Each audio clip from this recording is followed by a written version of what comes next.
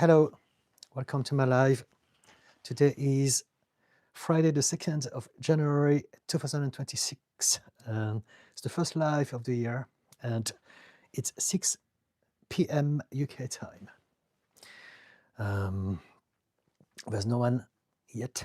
And so what I'm going to do, I'm going to just introduce myself to anyone who's new, anyone who may be replaying that live stream afterward. I'm a therapist and coach, and I come here on YouTube twice a week, as best as I can every week, every Wednesdays and every Fridays from 6 to 8 p.m.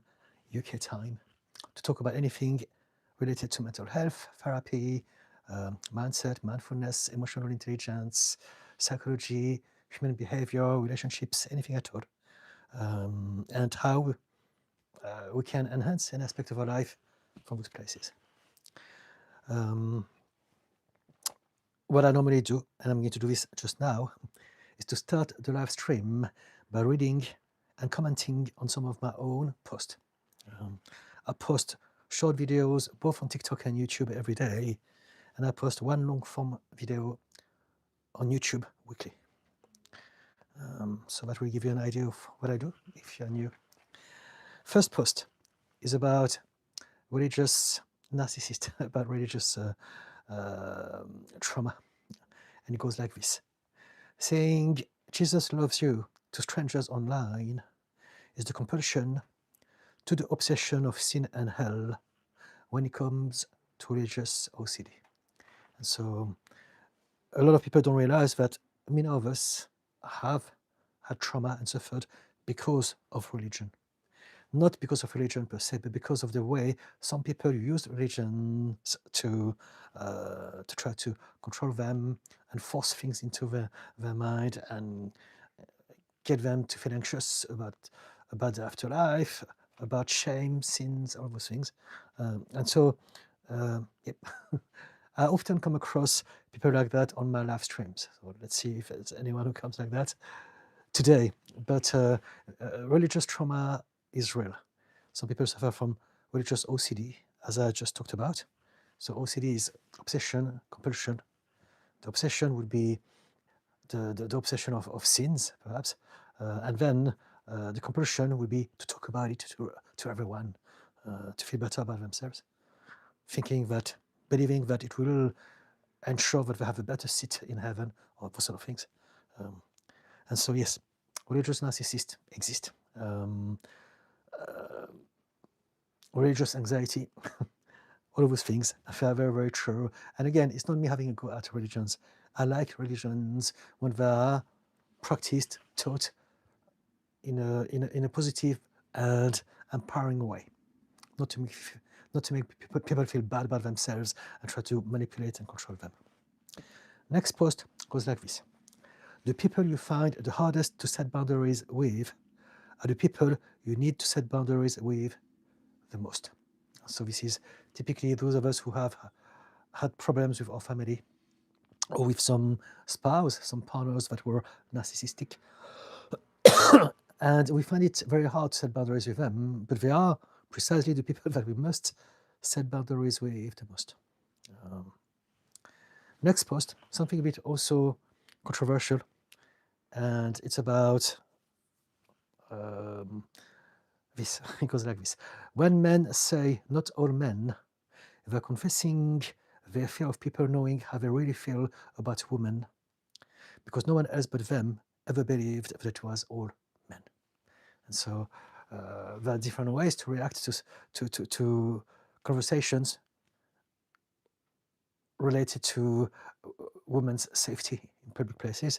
But for someone to say not all men, they're just reacting and projecting their own fears, that they're realizing that this is how we feel about a woman inside of them. And so it's a confession. Of course, some of you may react to that, and I'm happy and open to have a conversation with any one of you if you want. But I'm not attacking men. That would be stupid. I'm a man myself. But it's really about understanding the psychology of our ego, how we are designed to protect ourselves instead of trying to understand what's going on and upgrade our behavior, our belief system and how we interact with one another in society. Just so you know, guys, if you are new to the channel, I take questions. I haven't got any topic in mind. I'm just reading and commenting on my daily short videos until someone asks me questions about their life. And so if you have anything you'd like to ask me, don't hesitate. As soon as I get a question, I will go in any of those direction. So let me carry on for now. But next post. I will love you forever is not a promise, because no one knows what the future holds. It is, however, a precious and valuable display of how much I love you in this moment. So when people say, I love you forever, it's important to realize that, of course, we never know what's going to happen, but in that moment, we really feel that. And it's still very valuable and precious, I find. We don't want to dismiss that. Next post. The more you're trying to fix people, the more you are telling them that they are not good enough for you. So this is for all of us who are trying to help people who are close to us, family, friends. And there's a time and a place for everything, but we want to really realize that people are ready to change when they are ready to change. We cannot force someone to heal. We cannot force someone to change, even if it's really painful, even if we are trying to save them from whatever they're going through. And if we don't realize this, the more we're going to try to heal them or fix them, the more we are sending the signal to them that they're not good enough for us. So it's going to have the reverse effect, and they're going to resent us. And they're going to feel that they can't be loved and accepted for who they are. So it's very important to basically read the room, pay attention to people's energy, and only give advice when they're solicited. I hope it makes sense. Next post. You may not remember what they've said or done to you, but your nervous system does. And so this is, again, our subconscious mind creating a lot of associations, little labels, little tags with everything. And we can feel people's energy, we can notice patterns at a subconscious level. And that's why sometimes we may be with someone and we feel something dodgy about that person. And reversely, we may feel, I like that person, I'm not sure why. And that's because there's something about their behavior, the energy that they are radiating, but also how we're going to interpret the behavior. Because it's not just what comes from them, it's how we're going to read this information. And so again, in visual informations, it's not just about words. Body language, facial expressions, tone of the voice, and all of those things are lots of cues that are subconscious that we capture with our little radar all the time. And that's why we feel something different with different people, because our nervous system is working 24/7 to scan our environment and tell us what is going on through feelings in our body. Okay, we've got someone. Moonlight, I'm going to get rid of you because it's very, I don't know if you mean it, I don't know if you're trying to troll me, but any racial stereotypes are incredibly offensive for many of us. And so I don't know if you meant it or not, but I will have to hide you from the channel just because you said something that I believe is not acceptable on my live streams. Okay, and so now let's move on. Let's forget about that person. Simple soft days. Hello, simple soft days. Too much happened. I can't put my finger on what causes any particular trauma response. Okay, yes, very often for many of us, we don't know what happened because we repressed it, or as you said, too much happened, so we don't really know exactly what it is. And this is why there are some tools such as hypnotherapy that allows us to go back into the memories of the past and find out what happened. Trauma is not something that happened to us, it's how we ended up after what happened to us. So basically, we're overwhelmed, too much stress, too much fear, too much pain, too much sadness, too much of something, and we're not given a system to deal with that situation. So what it means is that our subconscious mind hasn't found closure to that overwhelm, and so it's going to create some systems to make sure that we are ready for it if it happens again, because it believes that it's going to happen again. We haven't found closure. We haven't got a coping mechanism. And this is what trauma is. It's not an event. It's how it's going to affect some of us. And that's why sometimes many people can be experiencing the same traumatic experience, but not all of them will have the same response. Some people may recover after a month. Some people may take longer. Some people will never recover and get worse. So that is because of their propensity to be affected by that event that was there before the event happened. Hope it makes sense. But we can talk about it if you want, simple soft days. There are two types of trauma. There is trauma with a big T and trauma with a small t. Big T is one big event. We tend to know what it is. It can be an accident, it can be abuse, those sort of things. And small t trauma are death by a thousand cut. The little things, they are our basic needs that are not being met in childhood, for instance. So if we're not being seen, if you don't feel accepted, if you don't feel loved, supported unconditionally as a child, that is going to create some of those systems that I was talking about.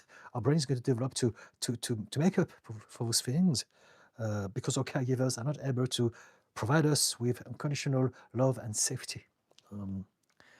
But in the end, it can be as problematic.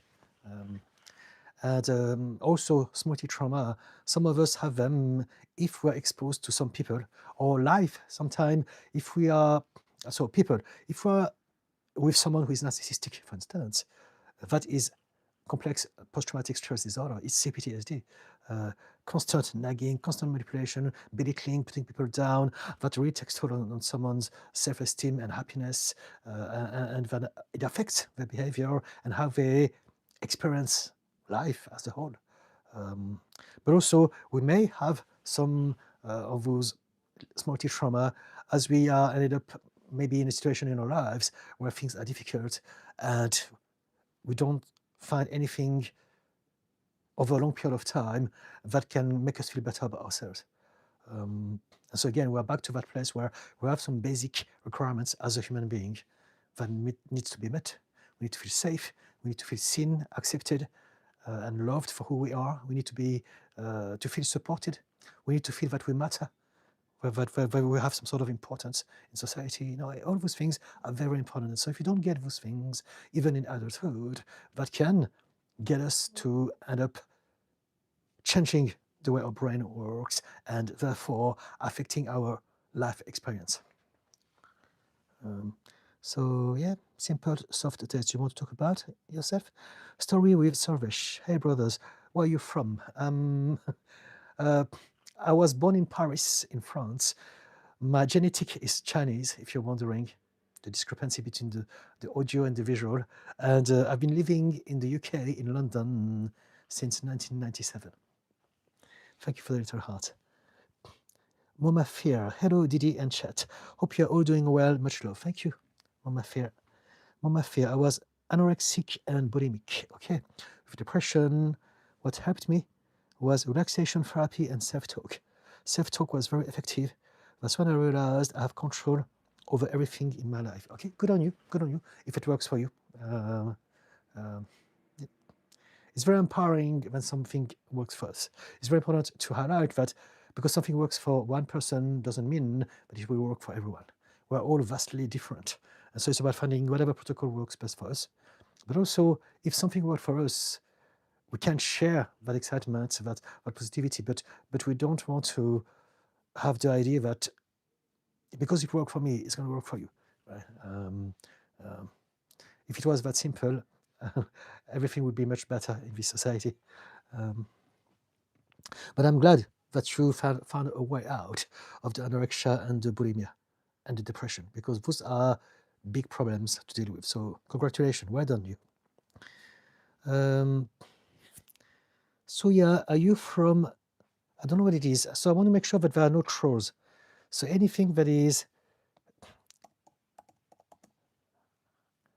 no, am I from Mizoram? It's a state in India. No, I'm not. That's a weird question, but if there was something to do with, you know, Chinese stereotypes, I would have reacted to this, but no, I'm not. Why are you asking this? Do I look like I would be from there? Mama First. Thank you, Didi. You're welcome, Mama First.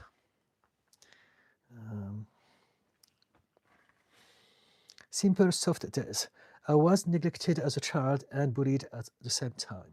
I also witnessed extreme violence against my mum until the age of 6. Life has been rough. I still suffer from high anxiety. I'm sorry to hear that. We can talk about this if you want. Do you do anything to feel better about yourself? Do you have some? How does the anxiety expresses itself in your life? Is it a pattern? Does it happen at the same time, same place? Is it out of nowhere? We can talk about this if you want. So you have experienced both small T and big T trauma.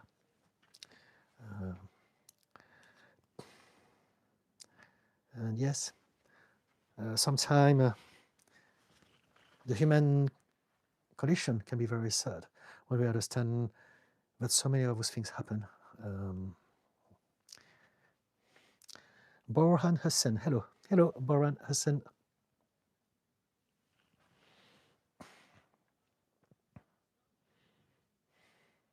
But whatever we've been through, there are ways to feel better about ourselves in the moment and ways to address how we feel overall over a long period of time, as in addressing our wounds or triggers. It is possible. It's really possible to change.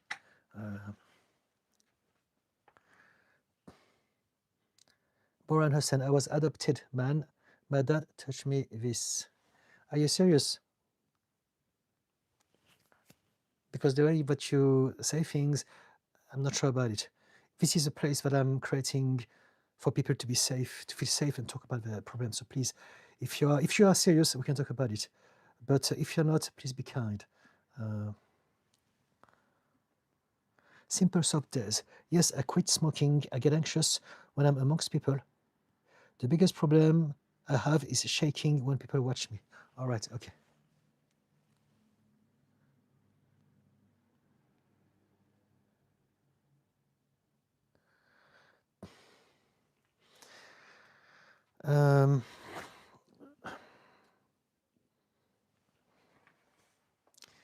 I don't know where to get started with that because we're not working together face to face.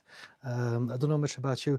So if you are shaking, I think it's very hard for me to know what to tell you at this point in time.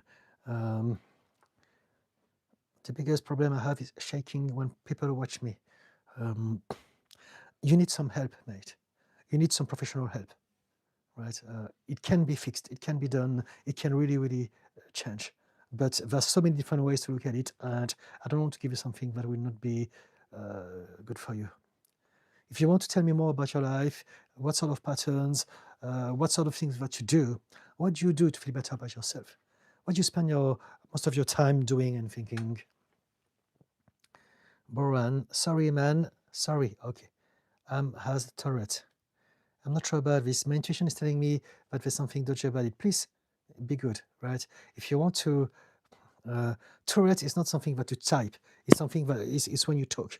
So when you type, you can actually absolutely type the right thing if you're Tourette. Tanner, hello. Mama First, please tap the screen twice to like the live. Thank you. Okay, thank you very much. Thank you for the support. Thank you for the hearts.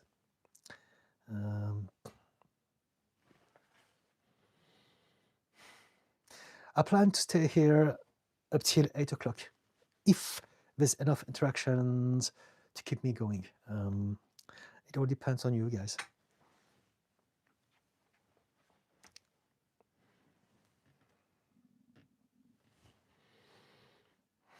I'm just waiting for some comments.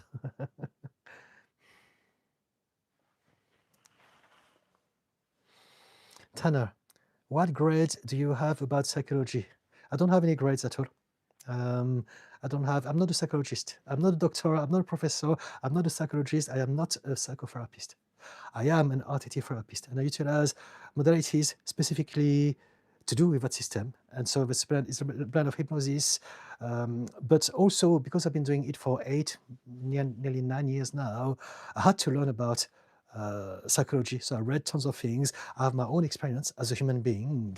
I suffered from all sorts of things all my life, and I found a way out of it. And this is very, very often what happens. Many of us, we end up in that profession because we had to deal with our own stuff, and we found a way out. So we went into finding some tools that we could use to help people with. And so, yeah, I am not an academic at all. But because of my own experience and the fact that I look after people full time, professionally, that really pushes me to learn more about the human mind as I go through my clients, but also with my own personal work. Also, I have ADHD, so I do obsess over the things that are to do with the things that I like. And so this is my obsession, anything to do with psychology and the human mind. So yeah, Dan Orbs, what info are you sharing? Hello. Whatever you want to talk about as far as mental health and psychology is concerned. I'm here to give advice to people because I know that a lot of people struggle and they don't know where to get started. They don't know where to go. And so in my free time, I do my best to come here twice a week to give my expertise to anyone who could benefit from it. Tanner, what does RTT stands for? It stands for Rapid Transformational Therapy. It's like hypnotherapy on steroid. We go straight to the core of the problem, which is in our subconscious mind, through the process of hypnosis, and we upgrade those beliefs so that when we are back into our normal day-to-day routine, we don't react emotionally the same way we have been reacting up to this point. So anxiety, depression, low self-esteem, overthinking, anger, all of those things and more, they're just reactions because we have created systems in the past to protect ourselves from whatever happened to us then. And so my job is to upgrade those beliefs that are subconscious so that we don't need to feel those things anymore. In a nutshell. Simple soft test. Thank you, Didi Khan. I love animals. Please call me Didi, not Didi Khan. Didi is the first name, Khan is the last name. I know it's confusing, but I'm Didi. I love animals. I go outside when I'm anxious as a sort of exposure therapy. Animals are great. Outside is great. Yes. And try to stay healthy by working out a lot. Okay, very good. Very good. So you're already doing things that are productive to your condition, right? You spend time in nature, you spend time with animals, and you train. And those are very important. And so if you don't know where to get started, regards to any problems at all, there are at least two aspects of the three that we can address. I always talk about it. First, if you can have access to therapy, you want to address the emotional triggers, the emotional blocks. But if we don't, we still two fields that we can work on. Number one, lifestyle. Do you eat well? Do you sleep well? Do you move? Do you exercise? Do you spend time outdoors? Do you seek sunshine like once a day? Do you walk? Do you socialize? Do you do things that make you happy? Do you chill? Do you meditate? All of those things you can learn how to do. That will let go of the stress and pressure that is already inside of you. And that makes a difference. And the third one is your environment. And so basically is making sure that you don't expose yourself to extra unnecessary stress and pressure. Whatever that we have is inflamed and aggravated by stress. So we have two types of stress, internal one from the inside out and from the outside in.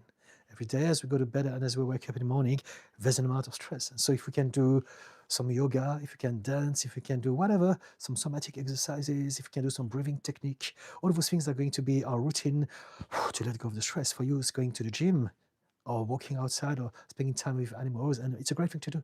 But we want to do more of those things. Those things are very valuable and very important. And then next, environment, making sure that you are not surrounded by people or workplace or just street, places that are going to be overwhelming to you, whatever overwhelm it may be. Maybe it's people who are negative and toxic and putting you down. Maybe it's just because it's too noisy, too busy, too chaotic. But Those are, out of the three things, lifestyle, environment, a lot of things that you can do already to learn how to regulate how you feel.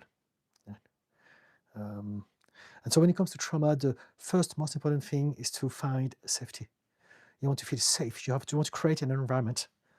And by environment, there's this one, but there's also your body. Your body is an environment. Your mind is an environment. So maybe the way that I can talk about it is that the first one is the mind, the second one is the body, the third one is your outside reality, other people. But they're all different environments. And so if you can address those environments optimally, that will make a huge difference. So again, if you don't have access to therapy, or if you don't like it for whatever reason, then you can still spend so much time learning how to optimize your body, physical environment, and your societal environment. Amiri Midnight, so it's a flag. I'm not sure, is it Iran? Mama first, being RTT therapist, was it something that you chose? Yes and no. Yes, in the sense that there's an input about the things that I decide to do with my life. No, in the sense that we are all the continuation of whatever happened to us up to this point. So in reality, we don't really choose anything. We are going with the flow, and then life is going to present different things to us, different people, different ideas, different opportunities. And as we go through our little journey, we're going to take those little choices that will impact our life in different capacities. But I mean, I think what you want to maybe ask me is what made me choose RTT. And again, it's just my own flow. I learned all my life how to find ways to understand my own problems, and I had tons of them. But as I did that, I was also able to use those skills to help others. But it all started always with me wanting to understand things. And it's something that I've always been obsessed about, even when I was addicted, when I was homeless, when I was a very, very different, angry, reactive, over-the-top person for many, many, many years. That war. Is it rational that I try to solve my parents' problems in order to grow and develop as a human being at the same time? I fail at the task of working as much as possible to stay financially afloat. So rational or not rational, it doesn't really matter. Rational is only how we're going to assess something based on some perspective. And so rational is different for everyone. Different people have a different logic, a different idea of what is good or bad. But if you are saying, why am I trying to solve my parents' problems in order to grow and develop as a human being? I think what you're trying to say is it normal? Is it common? Is it something that a lot of people do? And I would say yes, it is. But you don't have to. You do what you feel you have to do, but your energy, how you feel about it, is the most important factor.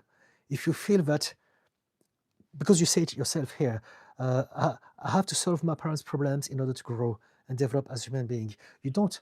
Whatever that you do in your life will serve you with your own development as you being you, in your human experience, in your human adventure. So it doesn't necessarily have to be this or that. However, as it happens, whatever that you do with your parents will teach you something as well. So I'm not sure about the question. Do you find it difficult not to, would you rather not help your parents so much? I fail at the task of working as much as possible to stay financially afloat. I don't understand. I want to understand more. Do you find it difficult to be afloat financially because you are trying to deal with your parents' financial problems? Is that what you mean?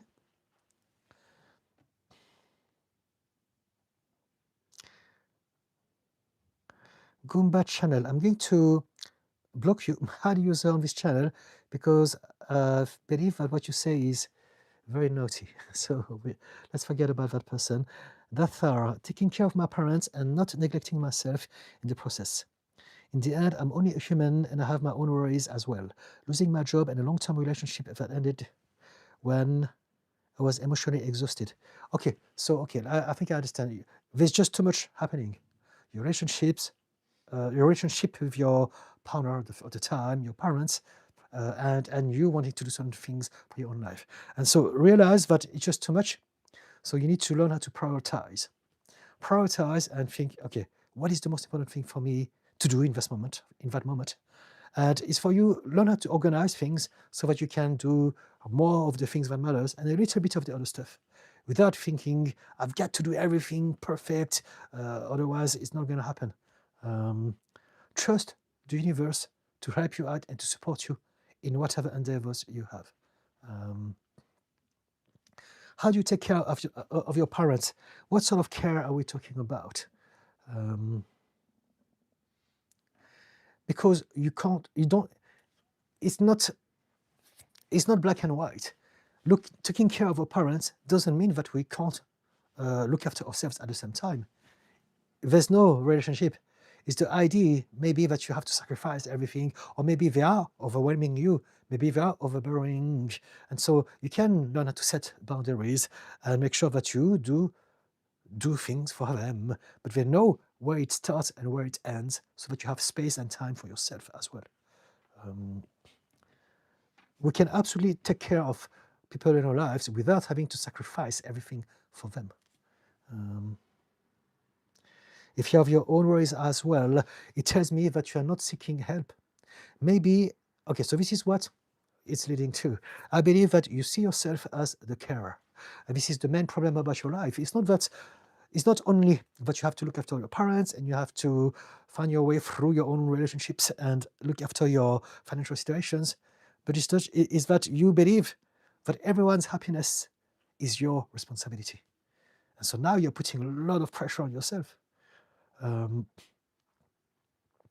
Many of us, we suffer from that because in childhood, we've been given some sort of role within the family system. And so very commonly, it's not always like that, but very commonly, that 4 roles that are to be grabbed in any family dynamics. And so the first role is going to be the role of the person who is brilliant, who is successful, who makes things happen. And then the second role will be the sick one, someone who has problem, who needs some help. Following that, there's the carer, the healer, maybe you. And there's a very strong relationship between those two people, obviously. And finally, the fourth one would be the rebel. If I can't be the brilliant one, or the hero, if I can't be the sick one, if I can't be the carer, I will be the rebel. And so we can be a little bit of everything, but there's one that will be more noticeable, and that is our perceived role in the family unit. And if we don't realize this, we're going to go through our adult life and we're going to continue looking at the world from that position. If you are the carer, if you had to look after our parents or anyone else that was important in your childhood, you have learned to believe that about yourself. And because of that, you become a people pleaser, and you're trying to make everyone happy all the time, and you suffer from that belief. Because you're doing this, people are going to grab, because you're giving it to them, so they're going to take it. But if you could set boundaries, they will learn how to be satisfied with what you give them and still allow you to have some time and energy left for yourself and for the things that you want to build in your life. What do you say about this, therefore? Can you relate to anything that I said? Wilma. Hello, Didi. Hello, Wilma. Mama first. Spending time in nature, walking barefoot and hugging a tree is very good for us. Yes, absolutely. Barefoot, if it's not too cold. At the moment, it's quite cold in the UK, so I would not recommend it. But if you live in, I don't know, California or somewhere like that, maybe it's something that you can do all year long. And so good on you if you can do this. Yes, I do believe in the energy of trees and nature, absolutely, and the energy from the ground as well. So yes, if you can do this, it's a nice thing to do indeed.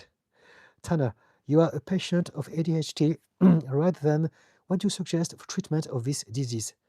It's not a disease. Behavioral approach or pharmaceutical therapy, which is better? It is not a disease. Number one, very important, it is not an illness. It's not a sickness. There's nothing wrong with someone who's got ADHD. It's just that someone with an ADHD, just like me, brain, it means that we function differently. That's it. People who are autistic on the autism spectrum also function differently. They're not bad, they're not inferior, they're not ill, they're not sick, they're just different. And so if we can create a society that is kinder and basically help us thrive by using our qualities within the right environment in the right ways, then we can create a better society, right? But it's not an illness at all. It's not a disability. We are able, we are just not neurotypical able. Now, there are some people who are on the spectrum of autism who are very, very severely affected by it, and they are non-verbal, and that can be more problematic. But still, for people who are on that extreme end of the spectrum, if we could provide help and support and understanding and compassion and kindness and patience, things will be all right. We're just all different. We have different needs. And the value of a society is based on how we look after everyone, especially those who need the most help, as opposed to thinking some people are inferior, some of them are better. I'm going to look up to them, billionaires or whatever, celebs. And it's not like that. And so it's not a disease, very important. What do I suggest? I suggest for people to learn and understand about their condition and their limits, but also their qualities, because it's a spectrum. So we are all vastly different. And then number two, we want to find a support system and want to be in a place where we're going to be able to be ourselves and get society to benefit from our talent, as opposed to try to conform and fit into society. The reason why we suffer, so many of us, is because we are trying to be normal, or trying to fit in. And society is very, very specific in what it deems good or bad. Basically, we live in a capitalist society, and if we can't produce, if we can't work 9 to 5, then we're considered disabled. But if we could see and accept everyone for who they are with their unique abilities and talents, then that's how we make a better society for everyone. So it depends. Some people take medications. I don't recommend them, but I know that some people do well with them. So it depends. We're all different. It depends on each individual. But in reality, whatever medications that you take are not going to fix the ADHD, because the ADHD is not a problem. People take medication to be more normal, to be able to do things that they wouldn't be able to do without it. But why are they trying to do those things? Because society wants them to do those things. So we're looking in the wrong place. I think self-acceptance would be far more beneficial for anyone with ADHD or on the autism spectrum, and learning how to accept who we are, learning about what we can do that is unique and special, and then create a lifestyle around ourselves, as opposed to trying to conform to a model society that was never designed for us. Does it answer your question, Tana? Simple, soft days. Thanks, Didi, that was helpful, fantastic. Mickey, I got OCD and generalized anxiety disorder in capital letter. Can you help me? Sure. Tell me more about yourself and we can have a conversation, if you want. The way that I function is that people tell me about themselves, as in what are the patterns of their problems, what are sort of thoughts they have, what are sort of emotions that we feel when we feel triggered, and basically how it's affecting their life. And as we talk, I get to know people better and have a better idea of the sort of advice that I could give you. But if you have anxiety and OCD, it sounds like you could do with some professional help. OCD, if you generally have OCD, it's a very, very problematic, debilitating condition to have. Mohammed Shafia, hello from Pakistan. Hello, Mohammed. Salam alaikum, Pakistan. Salam alaikum as well. Mohammed, you are from China, right? My genes are from China, but my education, my passport, it's all very European there. Mohammed, thanks. I'm from Kyrgyzstan. Okay, Kyrgyzstan, great. Mama first at Mickey. I found self-talk therapy very effective. Wolf Moon, do you play Plants vs. Zombies? No, I don't do video games, I'm afraid, no. I'm doing a live stream here to talk about mental health and psychology, just so you know. Kevin, okay, I'm going to block you because it's just a very silly and childish comment. So I don't think that you understand the place that we're in, and it's okay. Jake, who's the woman in the picture behind you? All right, it's my mum. My dad and my mum when we got married. Shifi, yeah, Carl Jung, we know. Okay, so you appreciate Carl Jung. Good on you. Wilma, hello. Beavis El Jedi. Hey man, I have a question. Do you think that the only way to get rid of old people would be to make them uncomfortable until they leave? I don't think that you are coming from a place of I don't think that you are genuine. I think that you are just here to talk rubbish. So I understand social media, there's all sort of people, but I think that the only thing that I can do is to hide you from that channel. So there you go. I appreciate humor, but I think there's a place and a time for everything, and this is not it. But good thema, brother, appreciate from Shifty B. Okay. Cream Jury. Hello, Didi. Thank you for going live. Any tips for breaking through internal barriers to self-forgiveness? I've been seeking this for a long time, and I'm by no means an exceptionally horrible person. So basically, you are struggling with self-forgiveness, right? So what I want you to realize is that if you feel that you have to forgive yourself of something and you find it difficult, it's because there's a part of you that believes that what you've done is too bad. But also, there's a part of you that believes that you had a choice. And in reality, whatever that we do in the moment is what we do. There's no choice. There's no free will.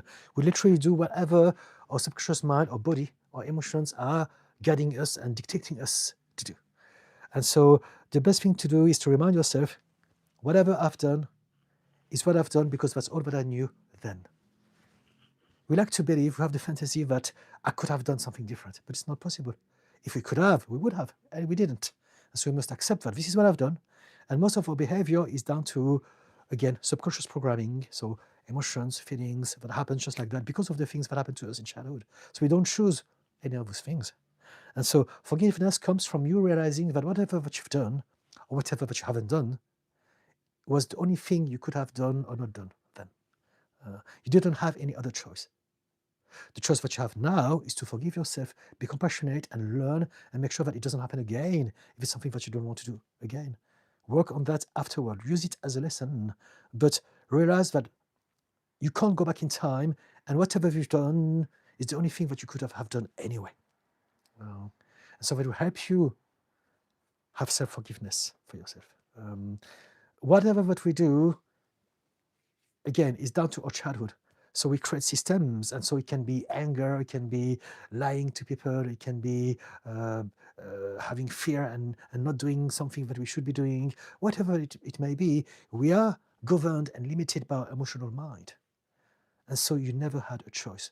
You did whatever your nervous system allowed you to do in that moment, whatever that it is that you feel that you should forgive yourself for. So the internal barrier is to first understand, accept, absorb, embrace that truth. We all do our best. Life is a journey, and we learn from our past.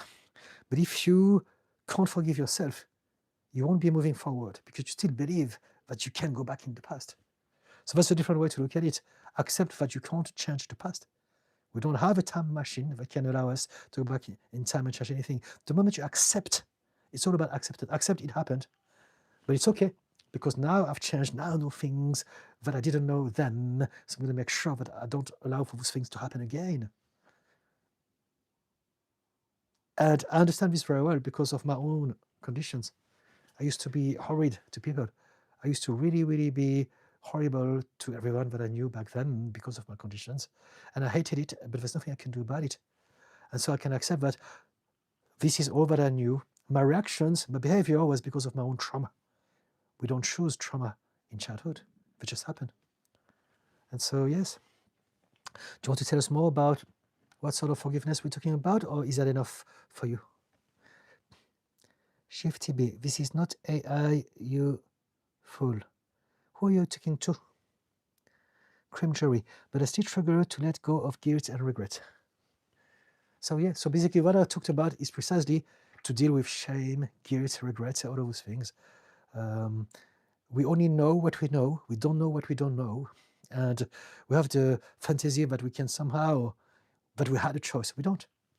Whatever we did was what we did, because that's all we could have ever done in that moment. But now things are better. Things are different.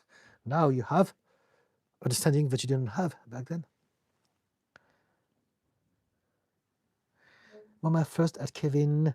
No, this is not AI. I think you're confused. I don't know who's Kevin. Maybe it's one of those guys that I get rid of. There are all sorts of people online that, even though I put that this is not for kids, maybe there are some kids who managed to see my videos, they're bored, I don't know. But also, I understand that some people use the internet to let go of their own frustration by trying to troll people. And so, that's just the way it goes. Georgina Williams, Happy New Year, the year of the horse. Yes, indeed. Happy New Year to you. And yeah, my first. I'm celebrating the new year on April the 1st. Yes, yes. I read about it quite a lot lately, and April the 1st should be the start of the year. Somehow it has changed, but if you look at the name of the month, whatever, October should be the 8th month, Octo, as opposed to 10th. November should be the 9th one, as opposed to being the 11th. December should be the 10th one. And so if you look at seasons, the 1st of April will coincide with spring. So a new birth, a new cycle starting all over again. And so it would make much more sense. I think I read something about it and the reasons as to why they changed it. But if you're going to listen to nature, it would make more sense. And also our body in regards to the weather changes to start the year on the 1st of April. But for me, it doesn't make any difference anymore. When we practice mindfulness for long enough, every day is a new year. Every day, every moment is a new start, a new opportunity, so it doesn't matter. I didn't, even for the first time, I didn't watch the firework on New Year's Eve. I'm not bothered. My husband neither. He went to bed like before it happened. For us, it's just another week, another day. And every week, every day, every month, there's tons of things. We're very excited. We're happy with our life. But we don't feel that we need to have some sort of temporal landmark. New Year's Day, new this, new that. Every day, every week, every month are precious and valuable and exciting in their own right. I think that's why so many people find it difficult with the New Year's resolution, because there's so much pressure. It's a new year, new me. So it means that I resent who I am. I want to change everything about myself. I want to redo everything that I couldn't do the previous year, instead of realizing that life is ongoing. And so we should really remind ourselves, it's not that a new year is a reset and we change everything or we do the things that we couldn't do. It's about continuing what we started. It's an evolution. It's an expansion. It's not a reset or a restart. If we could do that, things would be much easier as far as the New Year's resolutions are concerned. Shifty B, what is your opinion on the UK and the West downfall? I heard London is Little Africa, never said. No, it's not at all. Those are lies and propaganda that the far right are trying to promote. It's always been like that. I've been living in London for 29 years and it's amazing. It's very safe. There are some shifty places, as it happens in all the big cities. But when I was back in France, gosh, every night people would be having, it was really, really bad. I've been also of different places all over the world, and you have problems like that in all the big cities. But London is absolutely fine. Don't believe the lies. Don't believe the propaganda. Little Africa, that sounds very racist, right? And so if you do it again, I will get rid of you, because I don't tolerate that here. But if you just said it because that's your way of speaking and you didn't mean it, it's okay. I understand that sometimes we just express ourselves because of the way people in our environment express themselves. So we don't necessarily think about it. But it sounds very racist when you say London had become Little Africa. This is not nice. We don't want this here, okay? And just to correct you, London is absolutely fine. Sadiq Khan, fantastic mayor. He's been voted again and again. We love him. And yes, London is one of the best places in the world. Don't believe the racist. It's all lies. Georgina Williams, I love this man. If you're talking about me, this man, thanks you. VQ Kodai, hi sir, God bless you. Hello, simple soft days. All the trolls are out today. Yes, there's a lot of them. It's okay. Again, I don't mind. I'm prepared for them. This is the social media. Darren C. Okay, so I'm going to get rid of you as well. But before I do it, basically, you just say gay. And to me, no, that's not a problem. I am gay, actually. I'm married to a man, and I'm very proud of being part of the LGBT community. But just because you say that like that tells me that you are either 10 years old or you have the mindset of someone that age. And so I don't think that it's a place for you. I don't think that we're ready for having conversations just now. So I'm going to hide you from this channel. Okay, forget about that person. Mama First at Georgina, so do I. Very honorable man. Thank you, Mama First. Yes, he's happy. Thank you. Death War. I care about them. I'm just starting to wonder whether I can actually manage all of this at once. You don't have to manage all of this at once. You don't have to do everything at once. This is the problem. There's too much.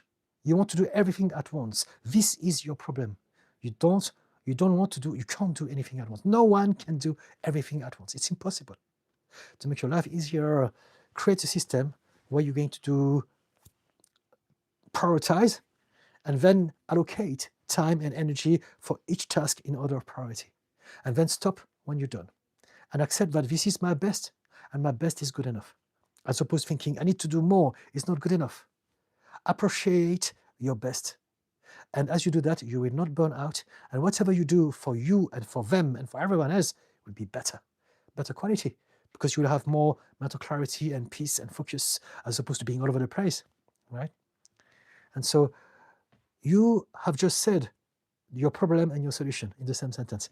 I'm just starting to wonder whether I can actually manage all of this at once. No, you can't. No one can. And this is what you want to change. Just that. Baby steps, priorities, and baby steps. That's it. Organize yourself, create systems, and eventually things will get better, easier. It's got to be easy. It doesn't have to be hard. Life doesn't have to be hard. It can be simple, easy, and fun. But it's for you to learn how to make it simple and easy and fun by prioritizing, by taking baby steps, and by having some rest, some breaks, some me time, so that you can be better at doing those things, right? If you're just worried about those things, even for those things, you have to rest in order to be better and more optimal to do all those things you want to do. So less is more, okay? Martin Lang. After I don't speak German, I'm afraid. Let me see if there's a translator. There's none. I'm sorry. So I won't be able to understand. Martin Lang, can you use a translator app from your end so that I can read it in English, please? I can also read French if you speak French, but not German, I'm afraid. Tanner, partly I got my answer. Okay. Georgina Williams, no to society obligations, yes to inner alignment. Yes, so that's the name of the game. However, not all of us have that level of self-awareness. Not everyone is ready for that. Not all of us will even experience it in their lifetime. We all come into this life to have a different experience, and some of us will have the realization that indeed we must be aligned with our energy to make the most of our life. But some of us who have too much to deal with, maybe our environment is too toxic, it prevents us to see things clearly, whatever it may be, some of us will have some sort of spiritual awakening and self-awareness, and those things are very special if we can do those things. But some of us will never get there, and it's also okay. We don't want to judge them. We don't want to push them to change. We don't want to feel that we are superior to them. We're just different. But if you are aware of this, then congratulations, good on you. It's like winning the jackpot of the lottery of the universe as far as this reality is concerned for you. We want to learn how to indeed follow our inner being and our inner alignment, as opposed to trying to fit in, be normal, and just be in the rat race to try to impress people who don't care about us, and have things that we don't really care about either. 619, what is this stream about? It's about mental health, it's about therapy, it's about psychology, it's about emotional intelligence, it's about relationships, it's about mindfulness, it's about all of those things and more. What is OCD? OCD stands for obsession compulsive disorder. So an obsession is a thought that is intrusive, and the compulsion is what we're going to do to either satisfy that thought or move away from it and avoid it, right? And so, there's a lot of different expression of OCD and a lot of different level of intensity. But typically, if someone has a germ OCD, the obsession is going to be, germs everywhere. And now the compulsion, I'm going to wash my hand 50 times, 100 times until I'm bleeding, and that's really problematic. For some other people, it could be intrusive thoughts about hurting people of very sexual nature, which are weird. And so now they're going to do other things to not think those thoughts. So we're going to obsess over certain things. And so here comes the cliche that a lot of people think that OCD is controlling things. Everything must be predictable, so they have a sense of control over their life, as opposed to those thoughts that they can't control. Therefore, one part of them is dependent and needs help with many things. The other part is alone and also ill. Okay? You're talking about your parents, right? So it's not about them, it's more about you. So what do you think is your priority in regards to them? If you say that one part of them is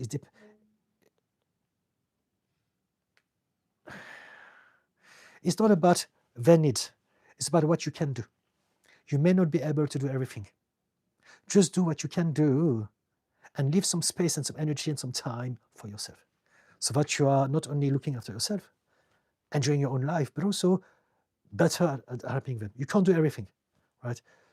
And so you need to set boundaries, because otherwise, what is the alternative? You're going to burn out, you're going to crash, you won't be able to do nothing, and everyone is going to lose. And so you need to look after yourself, right? If only for that, but also because you deserve to be happy. You deserve to live your own life. Tiara Sangma, Happy New Year, everyone. Happy New Year to you. Mama First at 619. Didi is an RTT therapist. You can ask him questions. Yes, thank you. Thank you. Steve 12, Korea. No, not Korea. Therefore, I have difficulties in this area. At the moment, I'm trying to learn how to set boundaries. Thank you for your response. Okay. So we can talk more about it if you want. What sort of boundaries are you setting? Again, whatever that you want to do, realize that you can only do what you can do. You cannot do all the things that you want to do just because you want it. So it's about being realistic and realizing, okay, I've got a limited amount of energy, a limited amount of focus, a limited amount of time. And so I need to learn how to distribute it in ways that are fair to me. And I will do my best to help them, but you need to function. Otherwise, you're going to be broken and you won't be able to help anyone, let alone yourself. In the end, right? Thank you for your heart. Georgina, he's doing all this while standing. What an amazing person. For me, standing is easier than sitting down. I don't like sitting down. I'm really uncomfortable if I'm sat down for too long. And so, yeah, everyone is different. But I'm standing up only because it's easier for me to stand up. People are different. If I'm sat down, I feel very contrived, and my whole body is unhappy after a while. Even when I watch movies on television with my husband, I don't sit down. I lie down. I'm all over the place on the sofa because sitting down is very, very unnatural to me. Cream Jury, you're right. If I could done better, I would have. Okay, yes. I didn't actually know better then. Absolutely. I know better now, and I am putting those expectations on a version of myself that no longer exists. Yes, beautiful. Thank you so much. Yes, absolutely. Yes. And you phrase it in a very beautiful way. I'm putting expectations on a version of myself that no longer exists. This is precisely this. So now what you want to do is to see yourself, that version of yourself. Maybe it was a younger version of yourself. And I want you to, in your mind, give a hug to that version of yourself and tell that version of yourself, it's okay, you've done this. You didn't know any better. But now I'm here. So now I'm going to learn from my experience, and now I'm going to make sure that those things never happen again. But also, you deserve self-forgiveness. Mama first, please tap the screen twice to like the live. Did he deserve the likes? Thank you so much, Mama first. Cream Jerry, that's plenty for now, sir. Thank you. Let's share the spotlight. Thank you, Cream Jerry. Mama first, the real calendar has 13 months and 28 days. Okay. For me, I just want to live the truth as much as possible. Wonderful. Thank you, Didi. Okay, thank you. Mama Privet, what's your favorite color? One of them is this. I'm a huge fan of Hermes. So I've got all of them, and loads of them. I've got all the place. There's another one here. And another one, I mean, all over the place. But I'll use all sort of them. But my go-to would be anything from Hermes. And this is one of my favorite ones. Rhubarb. It's very, very sweet. And so, yeah. That's maybe, this is my French side. Hermes is one of those few, very few companies that still use a person to create the perfume. It's called a nose. And those guys, they're like in the other days, they create recipes, whereas pretty much 99.99999% of all the other brands, including all the fashion ones, it's all computers, it's all electronic. So that's the difference. There's a human touch behind it, which I really appreciate, personally. Jolene Dyson, hello. Nice picture behind you. Thank you. It's my parents. Glenn Curry, are you from North Korea? It's a very strange question. Out of all the countries that you can that you can refer to, you're thinking about North Korea.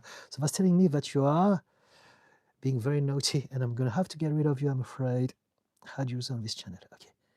Let's forget about Glenn. Tima Wima, where are you originally from? Please tell us your story one day and background. Thank you for all your amazing reminders. I was born in Paris, once again. There's a fascination about where people come from, but to be really honest with you, I don't see myself as French. I don't see myself as Chinese. I don't see myself as British. None of those things really matter to me. And I can have a conversation about this. I think that too many of us attach ourselves with a lot of things that are part of our personality that are holding us back. And so some of us are really, really, for them it's very important to associate themselves with their religion, with their family, with their country, with the city they come from, with their postcode.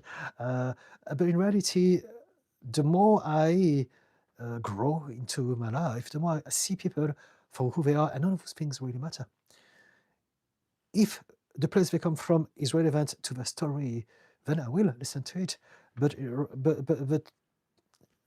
those are just labels, and I don't believe that they are necessarily very good. They can be helpful if you don't know someone at all, so we can have a conversation.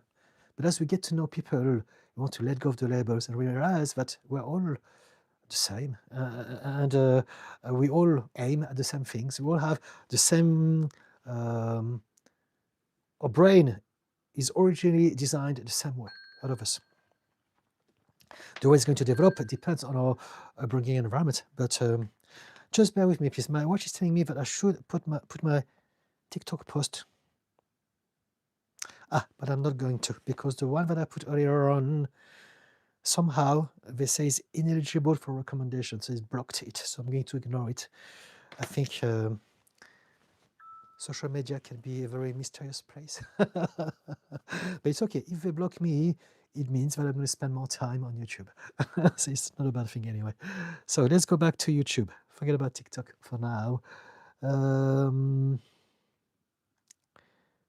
Hot dog. Hi there. Hello. Jolene, I like the Chinese culture. Okay. We can talk about, there's some aspects of it that I know. I don't know much about it, to be honest with you.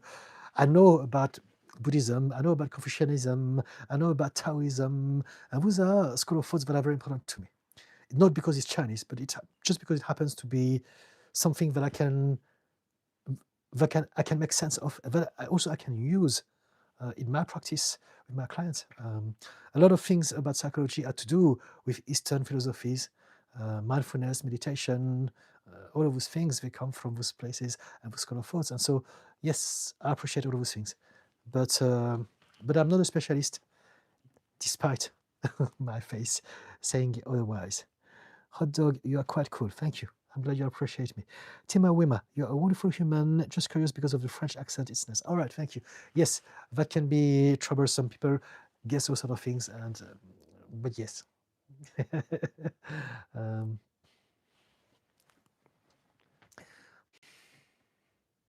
I believe that the more we are self-aware as ourselves as as something bigger than just an ego or a person or a human being, the less those labels are important. I see some people for whom it's very important to be a patriot, and they support the country and they do anything to. And for me, this shows that this is the reality, but it shows to me the I don't want to sound horrible, but they have a very narrow understanding of their own potential, because there's so much more to us than an association to a country. This is conditioning. The being a patriot is essentially some old man trying to get you to believe that your life, you must give your life at war for them.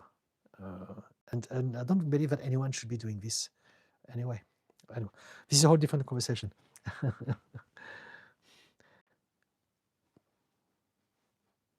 Tima Wima, can you do more videos on ADHD and anxiety? A lot of neurodivergent people get extremely anxious. How about you talk to me about this now, right around now? I can talk about ADHD and anxiety or any of those things, all you want. So I'm here for another, I don't know, 15 minutes maybe. So if you want to ask me anything, I'm more than happy to talk to you about it right around now.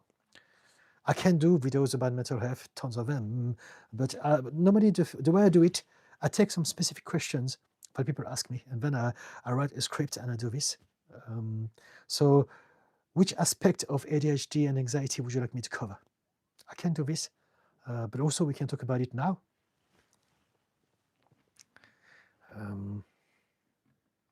ADHD, as I mentioned earlier on this live stream today, is not a real problem. When we suffer from ADHD, we don't suffer from the ADHD. We suffer from the stress, the anxiety, the shame that society is making us feel about ourselves. So the problem is not ADHD or autism. The problem is society. Because of them, they tell us that we're stupid, we're lazy, we're weak, we are selfish, we're all of those things. And we don't realize that it's not like that. It's just our brain is not able to do certain things that society asks us to do. But because of that, we believe that, and we suffer from the anxiety and the depression and all of those things because of society, not because of the ADHD. And so that's why when we deal with people who have problems and they have ADHD, I don't fix ADHD. No one can fix it. It's not a problem. We want to understand it, and we want to find a way to limit our exposure to stress and anxiety that will inflame some aspect of our ADHD. If we can keep stress and anxiety at bay, and also if we can do something and be in an environment that supports our condition, as opposed to asking us to behave and do things that are different to what we should be doing, then there's no problem with ADHD. ADHD is all to do with guilt and shame. We have a terrible self-perception because our parents didn't know, teachers didn't know, society doesn't know, and they call us, again, stupid, lazy, thick, whatever. And we believe them. So the reason why neurodivergent people also get extremely anxious is because we don't understand society, and we believe that we should. And so now we're always wondering, second guessing, what is going on? What did they say? How did I behave? Why are you looking at me like that? And that creates a lot of stress and anxiety. instead of learning to realize that we are different. And what we can do is to be with people like us, or people who understand us, so that we can be ourselves. There's a lot of groups like that, people who are neurodivergent, and you can see they're happy together because they understand each other. They don't have anything to prove to anyone. This is what I often say. If you're neurodivergent, it may be easier for you to hang out with people like you, like us. I prefer the company of neurodivergent more often than not, because what you see is what you get. It's quite straightforward. And yeah, we don't need to do small talk or any of those things, and it's much easier. So less anxiety. Divine Denizen, can you talk a little about manifestation and the correct mindset needed for it? Okay. So manifestation is not something that we do to create and materialize what we want. Manifestation is literally something that happens all the time, and basically our reality is our manifestation. Everything about our life, everything about our reality is what we have manifested one moment at a time all throughout our life.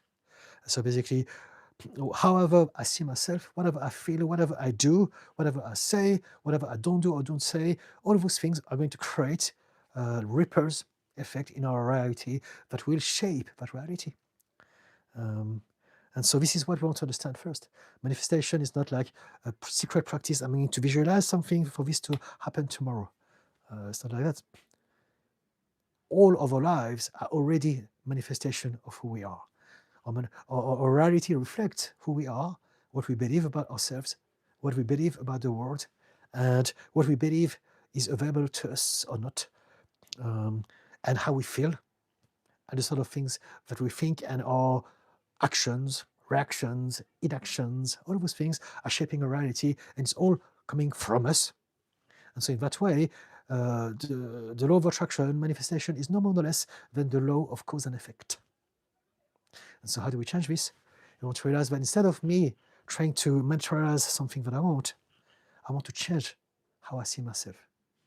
As I change how I see myself, I'm becoming a new person, a new version of me, an upgraded version of myself that will be able to get those things that I want or allow them in my life. This is how I want to do. But the main problem with manifestation is that people don't realize that most of our problems are emotional and subconscious. And so no matter what we think, if our heart, if our body, if our nervous system doesn't agree with that, it's going to sabotage what we want to manifest. So some people like Dr. Joe Dispenza explain it like that. Think about your thoughts like an electrical frequency. You visualize what you want.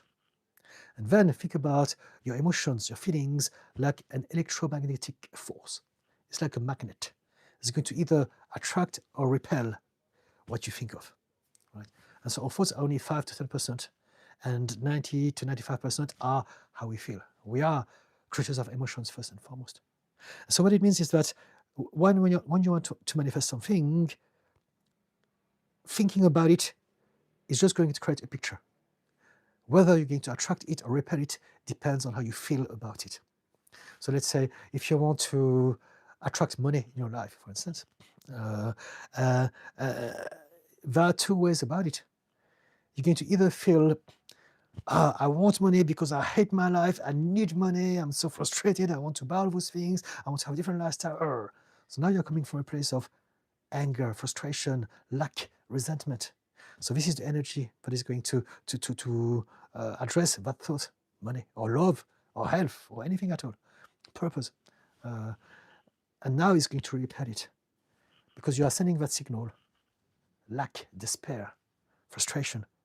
And so now the universe is going to give you more of those feelings in regards to that thought. Whereas if you are in a good place and thinking, you know what, I'm happy with my life, I'm grateful, I would love to have more, but I'm still grateful for what I have, and I know that I will get better. It will happen when it's meant to happen. So now we're in a good place, and now we're going to have that energy that will allow those things to pop into our lives, those opportunities, those luck. Does it make sense? So we want to address first our emotional baggage. That's what I'm trying to talk about here. And I did a video, as a matter of fact, I do long form video every week on YouTube. And so there's one that I did about the law of attraction. Let me see. I did it 3 weeks ago. So if you go on my page, first subscribe, please, if you find this interesting. And then next, on top of my life, check out the long form video. Because I spend a lot of time doing them, and I believe that they can be very valuable to some of you.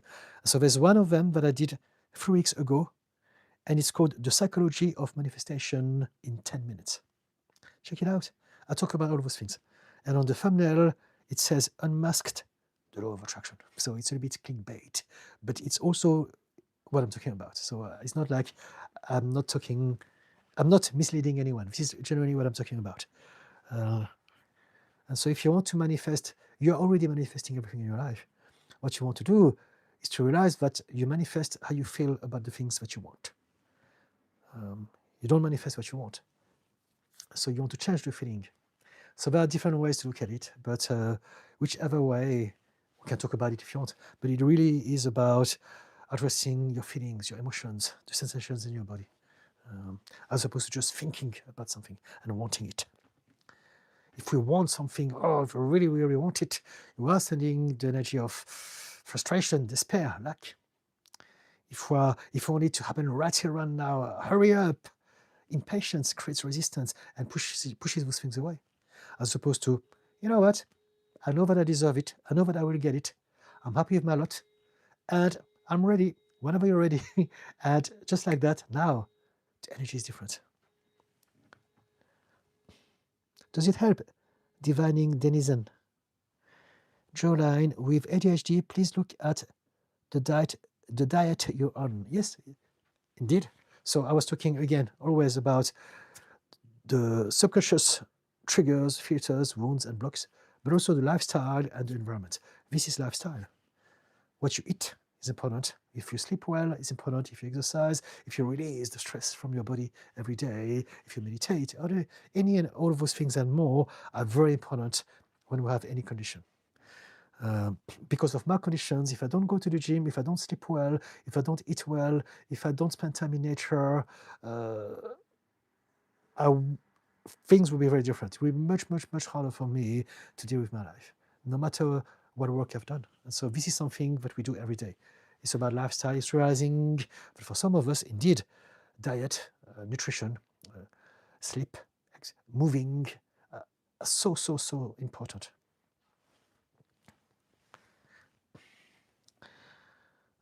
Pretty Princess, yo, hello, what are we talking about? So I hope that you picked up with what I was talking about.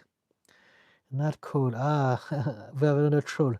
So someone making a comment about my physical appearance. So this is what we call body shaming, and it's very naughty, and so I'm going to get rid of you.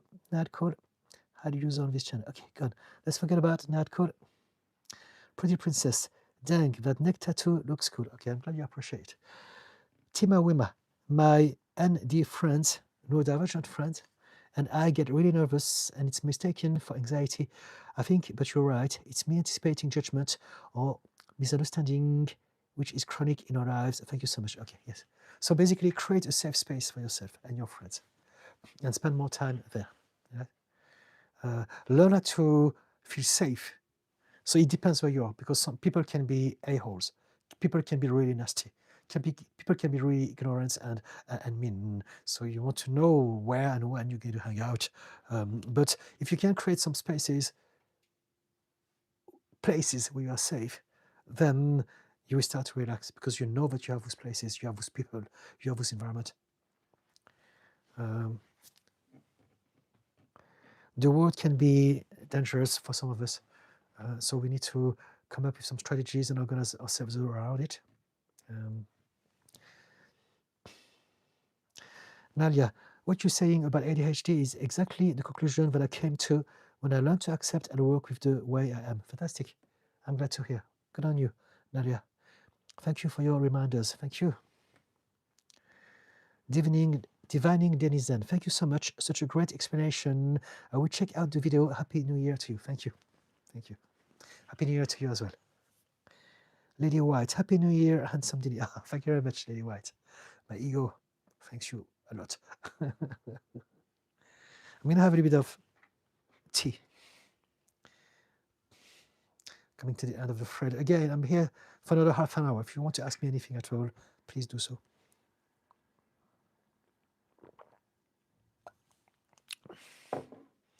We had a lot of chores tonight. Parodies. Hi Didi, good to see you. Oh, fantastic. I know it's you because I can see your picture as well, because it could have been a coincidence. Fantastic. Well, welcome to my YouTube channel, Parody. Is there anything you'd like to talk about? I've just been shadow banned or whatever it's called, or blocked on TikTok. It says ineligible for recommendation. And so I appealed to that, but I don't know what's going to happen. Sometimes we can block your channel for reasons that are unknown to me. So I accept it, but I will spend more time on YouTube. So just so you know, I'm still around, but you may not be able to see me on TikTok for a little while. So come and see me here. How are you doing, Parody? Parody, glad to find you here. Fantastic, yes. So anything you'd like to talk about?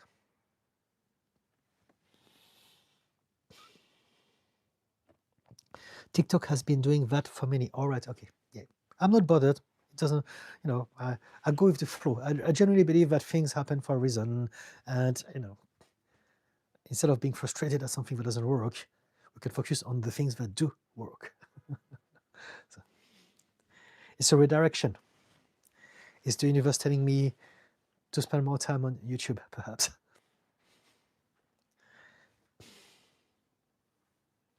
I know that TikTok has been bought by someone new, and so maybe this is the reason why. And I've been talking a lot about stuff to do with religion. I don't know, maybe there's that as well. Maybe some people are not very happy with my views on the misuse of religion from many.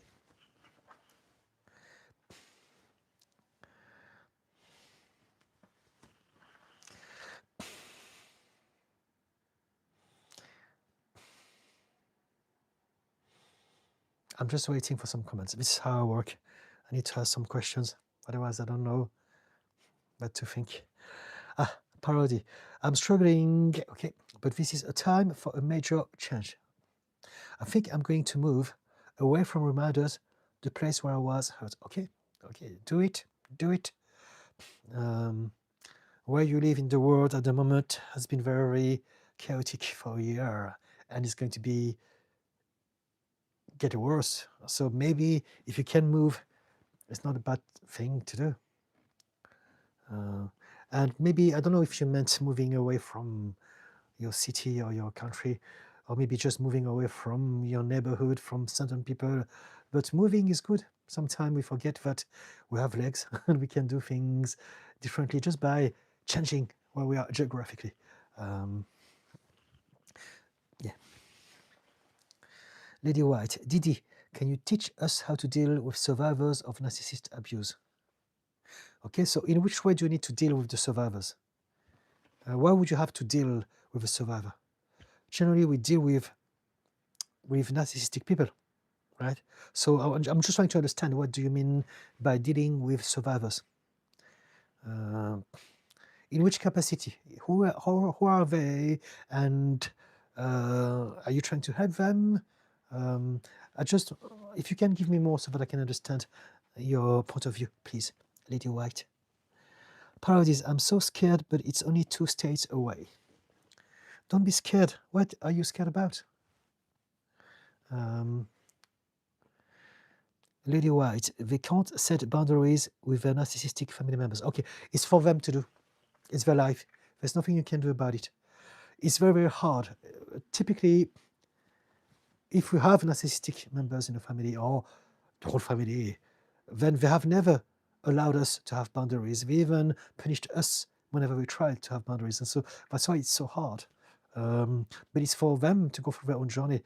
The best thing that I can do is to get them to come on my live stream and ask me, so I can tell them directly by asking them questions. But just based on what you say, if you want to tell me more, I can maybe try to come up with something. But really, we all have our own journey, and there's so many parameters to take into account. Just by saying that some people suffer from bad, what can I do? I don't know.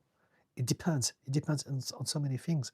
But the first thing you want to realize is that everyone is doing their best, and sometimes this is the sad, heartbreaking thing about it, is that some people are so conditioned by their tormentors that they are asking for more. I know so many cases of people who, let's say, some wives who've been abused by the husband, like beaten up, like very, very badly. And even though the kids get them out of the house, give them a flat, moved them, they came back to the husband because they missed him, because they're so attached to that narrative that they have about themselves.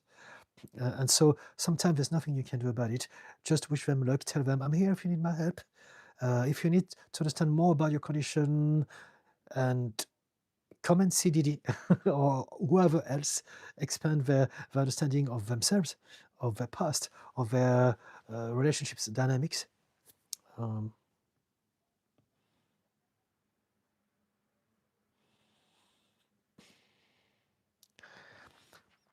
Does it help? Lady White, parodies. I'm so scared I read that. Do you want to tell us more about your fears, parodies? Parody? Jolene, I've subscribed. Okay, thank you, Jolene. Parody. I've been ruminating about how the move will affect my son, who will be moving schools and get special services, but my mental health is going downhill living here near the toxic family members. Okay, so focus on what you can do. Focus on doing your best. Accept that you can't control everything. You can't control anything anyway. And so do what you have to do. Do what you feel is your priority. And it's not going to be perfect. It's going to be difficult. There's going to be some challenges, but it's okay, because you're going to address them one at a time, one baby step at a time, one day at a time. Just like that. Do what you can. Focus on what you can. Focus on the progress, as opposed to, I want everything to be perfect. Nothing is ever going to be perfect.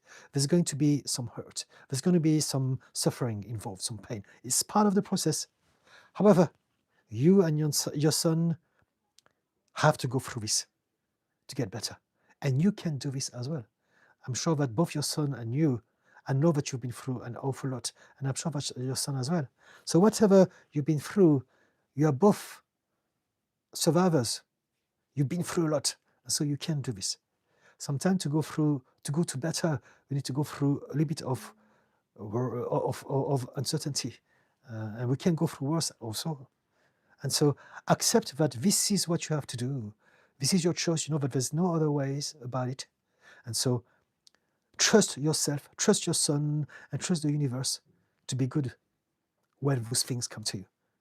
Trust your abilities to deal with things, and realize that even though some of the things may not be perfect, it could be much worse. You have power.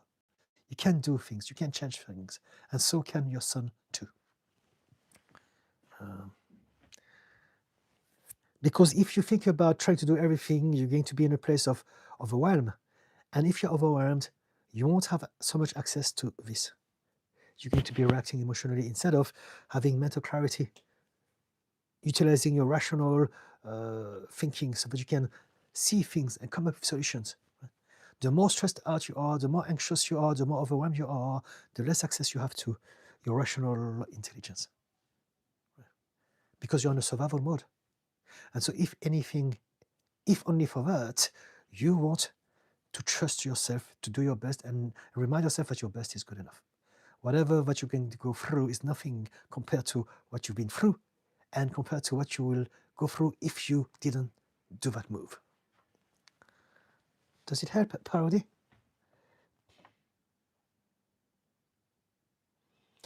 David Vickers, the world is in a mess. It's true. But the world is not all in a mess. There are a lot of things about the world that are nice. And so if we can teach ourselves to keep updated with what is going on, because it's important, but also to look at the places where there's happiness and joy and hope, then we don't need to experience doom and gloom 24/7. There are good people. doing good things. When I look at the news, I see the bad stuff, but I also see the good people fighting the good fight against them. And for me, I see hope, I see courage, I see, it makes me happy. I'm looking at the same situation, but from a different angle.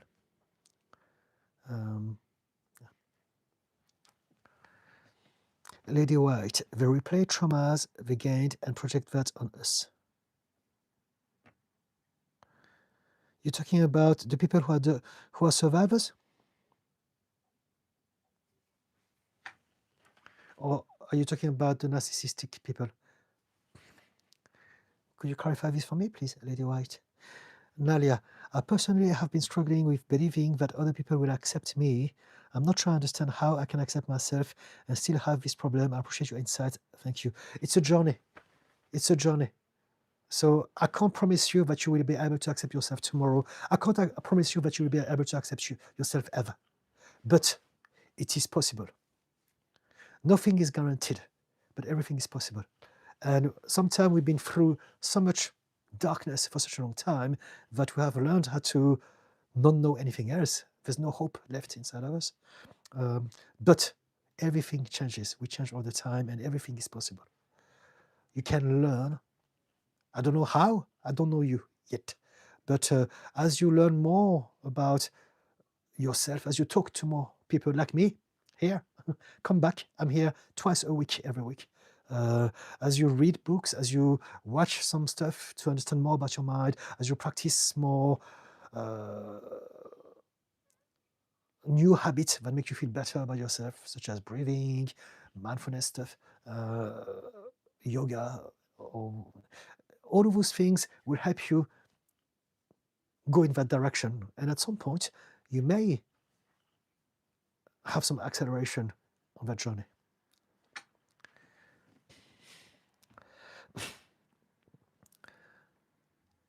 I believe that everything is possible, and I believe that you can learn how to accept yourself. All I can say at this point in time is stick. Come back here. I use my free time to give advice for free to people here, twice a week, every week. So, if you need some help, I generally do this out of my own karma payback. I've got a life, I've got tons of things to do, tons of projects, and I look after people all week long. But this is my way to give back, and so use that. Use it for yourself. Lady White, how can I be patient and communicate without being ignorant to that trauma? You're going to be able to do whatever that you can do. Some people may annoy you. Some people may trigger you.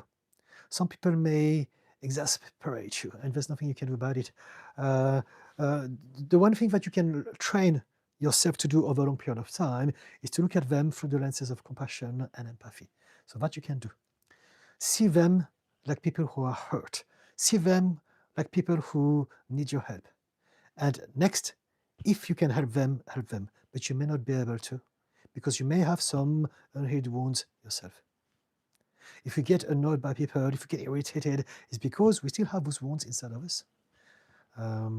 I still have some myself, even though I believe that I've done so much work. But I catch myself, so I can realize this and I change this. But I realize that there's still some remnants of my own wounds here and there. And so I can give you an example. One of our good friends, she's been through an awful lot. But the way she behaves is always very... she's a big people pleaser. And the way she comes across to me sometimes triggers me. And I need to catch myself. I need to remind myself, this is her, she's been through so much, I need to find some compassion and patience. But sometimes I still get triggered because she reminds me of my mum. Because she reminds me of all those people who are disempowered and all over the place. And it's telling me that there's still some... I'm good with my clients, I'm good with people, but for whatever reason, with that friend, there's something about her that maybe is too close to home. And so the only reason I'm reacting to her and not other people is because I have still some remnants. And so maybe that's the case. And so do your best to expand your level of empathy and compassion and realize this about yourself as well. And then you may or you may not feel more patient about your friend. Because all of those wounds are subconscious. So it takes a while to get this right, to upgrade those habits. David Vickers, we all need Jesus Christ. No, we don't. It's not true. You need Jesus Christ. Some people need Allah. Some people need Buddha. Some people need science. Some people need the X-Men or the Avengers. Some people need Harry Potter. I don't know. We all need something different. You need Jesus. And I'm happy for you that you found Jesus. But please, don't go and pollute strangers' place by using Jesus' name like that. I don't think Jesus would like this. Jesus is like, gosh, you're using my name. I never said any of those things. I love Jesus, right? But I also love Allah, Buddha, Krishna, and all of them. And so please, don't do this here. There's something called religious narcissism. I hope that you're not one of them. David. Parody. Adanalia. Hug. Emoji, yes. Parody. Trying to weigh what is more important, major changes or staying where I was abused. Listen to your intuition. Listen to your gut. Meditate. Pay attention to how you feel. And eventually you will know what you have to do. You will know what is your priority, what you've been longing to do, what you always knew you had to do. Listen, learn how to follow your intuition and do it again and again each moment. Your intuition will tell you what to do one moment at a time. And you never know what it's going to be until you are walking that path. And so you don't need to be prepared. Trust your intuition to tell you what to do one step at a time. Parody, I understand. Okay, thank you. Also, my ex is trying to get to our son. I fear for both of our safety if I stay here. So there you go. So you know it. Just go. You deserve better. It's a big world out there. Jasmine, hello. I just watched Unmask the Law of Attraction. Okay, fantastic. And you told about working on subconscious self. Will you suggest some easy and helpful ways to do it, please? It's different for all of us. The subconscious is vast, and this is my profession. I'm a therapist. And as a matter of fact, I'm a hypnotherapist. And so therapy, hypnotherapy, or long road, and it's not easy. Meditation, mindfulness, self-reflection, learning how to understand ourselves over a long period of time by reconnecting with ourselves through the practice of mindfulness and meditation. There's no shortcut. It's about understanding ourselves. And we are the result of all of our life. So whatever age you are, you have to address the whole of it. But I did mention on the video at the end, what we want to do is to address our subconscious belief. And so it depends on the individual. But anything to do with the subconscious mind is the sort of tools that you want to use to access those beliefs that you want to upgrade. Does it make sense, Jasmine? The whole point of that video is not to get people to manifest what they want. It's to understand that we must change how we feel about ourselves, and our life will match who we are eventually, just like that naturally. It goes in that order. Instead of us thinking, I need that, I want that, instead of coming from a place of desire and impatience, we just should embrace our experience, our human experience, and learning how to realize, there's some part of me that I can upgrade, some part of me that I can love, some part of me that I can let go of. And eventually, as we do this, as we're looking after ourselves, we're changing our vibration, we're changing the radiations, the energy that we send out there, we're changing our reality. And then our reality will give us all the things that we wanted. We don't need to think about what we want. The universe knows already what we want. It's all about how we feel about ourselves. Does it make sense, Jasmine? Relax Tunes. What do you think about Israel? I think I am pro-Palestine, and so I always supported the underdogs. And so from day one, it was not even a question. But I understand the human mind. So I understand that a lot of people are the way they are because of their environment, because of their unhealed generational trauma. And so I can understand also how a lot of people who are Israeli or who associate with themselves with them, they're coming from a different place. their reality is different to other people. There's something called transgenerational trauma, and people don't talk about it enough. But essentially, transgenerational trauma is when we have been through so much trauma in our life, so much pain, hurt, discomfort, fear, stress, suffering, that is actually going to change our some aspect of our DNA. So what it means is that the next generation, so it skips a generation. Generational trauma is from one to the next generation. So it can be to do with the behavior, with how the parents teach their kids. Transgenerational trauma skips one. So what it means is that if someone has been through horrible stuff, it's going to be so embedded in their genes that the grandkids are going to be born with the same symptoms as if they had been through the same trauma, even though they were not there. And sometimes it can skip many generations. I've read that it can go up to 7 generations at this point in time. And typically, Holocaust survivors, genocide survivors, war survivors, all those people who've been through slavery, all those horrible stuff. Those are the situations that create transgenerational trauma. And so what I believe strongly is that many people from Israel, they suffer from that and they don't know it. And because of that, they are in a state of survival, and that prevents them from accessing critical thinking. And they are in a constant state of hypervigilance, paranoia, us versus them. And that is one of the many reasons as to why all of those things are happening. I look at it from a psychological perspective. So now, from the perspective of the world and humanity, they're the bad guys. I'm talking about the government. I'm talking about those who are endorsing that.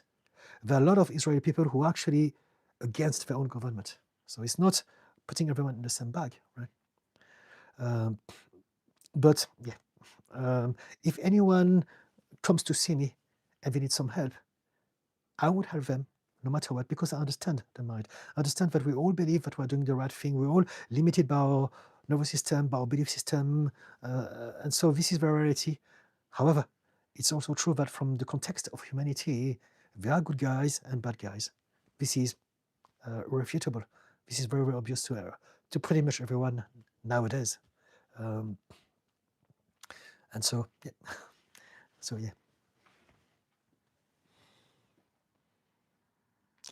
But very importantly, we don't want to put everyone in the same bag. It's all about individual.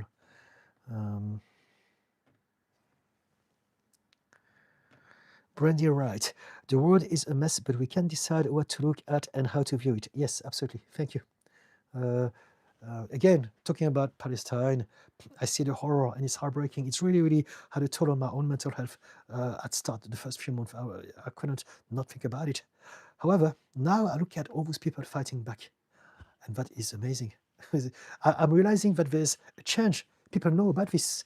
In my time, when I was younger, back in France, it was already happening. And on the news, everyone was saying, it's complicated, it's complicated. And I could never know anything because it was complicated. Nowadays, TikTok, social media, and also the new generations who are more aware of those things, everything is changing. People know now. Now we can never go back. No matter how we're going to fight back, I'm talking about the Israeli lobby in America, in Europe, and in Israel. Now, the whole world knows. So that's the difference. So things are getting better, even though there's tons of horrible stuff happening, and sadly, there's nothing we can do for them. But at the global level, at least now we know, and change has started. And so that's what I'm looking at, and that makes me feel better, despite all the atrocities. Lady White, yes, the survivors, okay. I learned to set boundaries and protect my mental space. Yes, so you don't have to do anything with them. You don't have to do anything at all. We can only help people if we can help them. If you can't, accept that you can't. You don't have to. We're all different. Do your best, listen to how you feel, and do what you can do. Give the amount of time that you can give. Say the sort of things that you can say, but don't try to fix things. Don't try to change things. We all have our own limitations. Some of us are able to help others more than others for XYZ reasons. But if it's a problem for you, as it seems to be since we're talking about it, then maybe It will be easier for you to say, you know what, I wish you good luck. Every now and then, have a chat with them, have a cup of tea or something like that. But there's only so much we can do. We all have our own journey. And so as long as they know that you're on their side, it's a start. Because you say yourself, you're protecting your own mental space. And this is the thing, when we have been dealing with our own wounds, our own problems, it's hard to deal with people's problems because they are reactivating our own wounds. Parody, do you have a schedule for lives on here? Yes, I'm here every Wednesdays and every Fridays from 6 to 8 p.m. UK time every week. And all my live streams are to be found the following day to be replayed if you talked about something that you want to remember. It takes typically overnight for YouTube to fully upload my live streams. So by tomorrow morning or lunchtime, it's going to be there, including that one. Yes, come back, Parody. I would love to speak to you regularly here and all of you guys. That's why I'm doing this. Brenda Ryan, hi from Ireland. Hello, Brenda from Ireland. Lady White, I appreciate your honesty. The people pleasing is the problem that gets my husband stuck in this endless loop of trauma. So it's your husband who's the trauma survivor, right? Accept him, love him, support him. Instead of trying to change him, he knows what you feel about it. Tell him every now and then. Tell him what you know about narcissistic relationships. Tell him what you know about how we all end up very often trapped into those dynamics from the past. But accept him for who he is and tell him, I'm here for you. As opposed to being frustrated, how can you allow her to do that to you again, or whatever it may be. Yeah. I understand it's tricky. But we need to learn how to accept people for who they are. And this is where healing starts. Acceptance is one of the fundamental needs we all have. Original Mean Girl. Just wanted to thank you for the videos. They've been very helpful to me recently. Fantastic. Thank you, Original Mean Girl. Mr. Trouble. If you lack motivation, how can you help focus on the positive and task? We should never need motivation to do anything at all. This was a big con, a big lie. You need motivation, you need to try harder, there's something wrong about you. But in reality, we don't need motivation. We should enjoy what we're doing, or have the energy to do what we're doing, or not. It's very simple. Why should we force ourselves to do things that we don't want to do, or force ourselves to do something when we don't have the energy? And so two aspects to this. One, burnout, stress. If you're tired, your body, your mind is going to shut you down because it's too much. And that's how you're going to find it difficult to do something without the motivation. And the other aspect of it is that maybe it's not something that you enjoy if you need motivation, right? What are we talking about anyway? Do you want to share with me more? I can give you some help, but I need to maybe have a better idea of what you mean. What sort of motivation do you need? Motivation is gaslighting. It's saying that you have to do it no matter what, and you need to find motivation, as opposed to maybe you need to take a break, or maybe you need to do something else that you would enjoy naturally without the need for any motivation. Henrik Muller, hi, hello. Person with a question, oh, hello. Hi, Didi, hello, inspiring as always, thank you so much. Hoang Nguyen Viet Cong. Do you have some funny hobbies? I don't know. What do you mean by funny hobbies? I have hobbies like everyone. I'm not sure about funny. R.E.M. Holding. Hi, Didi. R.E.M. Holding in the house. Hello. 100 years from now, 7 billion people alive today will be dead. Your worst fear is insignificant. Go do your thing, R.E.M. Yes, I agree. Yes. Nothing really matters except our journey, our experience in this life. Sutoman, I hope everyone is feeling great. Thank you. Same to you. Person with a question at RAM Holding, we share the Charlie Brown quote, "Someday we will all die, but not today." Yes, it's a beautiful quote. There's another one that I saw quite a lot with Charlie Brown and Snoopy. One says, "You only live once." And then I think Snoopy says, "No, you only die once. You get to live every day." Something like that. Kirk Bin Laden. Didi spelled like the SCX offender. So I'm going to remove you because of that. Hide use on this channel. Okay. Let's forget about Kirk Bin Laden. Jasmine. Yes, my style of working on subconscious self is using mantras. And about trusting our intuition, it still needs some work. Thanks for the answer. It was very helpful. Okay, thank you. Thank you, Jasmine. Lady White. I have been labeled as the bad guy or the antisocial by his family because I choose my peace. It doesn't matter. This is the thing. Your peace is more important than their opinions. It's just their opinions. And so you can choose to allow them in your head. You can absorb whatever they say. Or you can say, you know what? F off. It doesn't matter. This is your opinion. Remember Dirty Harry, Clint Eastwood. Opinions are like a-hole. Everyone has got one. It doesn't matter. It does not matter. You will be the bad guy, the villain in some other's story. But it doesn't matter as long as you are the hero in yours. People are people. There are all sorts of reasons as to why they say certain things. They may say those things to try to control your husband or yourself, but well done for not taking it in. I like your tats, man, from Torah Hibiki. Thank you. Lady White. So I've been the target of a smear campaign which have caused a strain in our marriage. It's not just that they have caused a strain in your marriage. Your husband has chosen to allow those things to happen. So it's not just them versus you, with your husband in the middle. Your husband is also responsible partially for the things that happen. And so if there's some strain, it's also because of your husband. But now, think about it like that. Why would you allow for your husband to allow those things in your life? And so there's a part of you as well.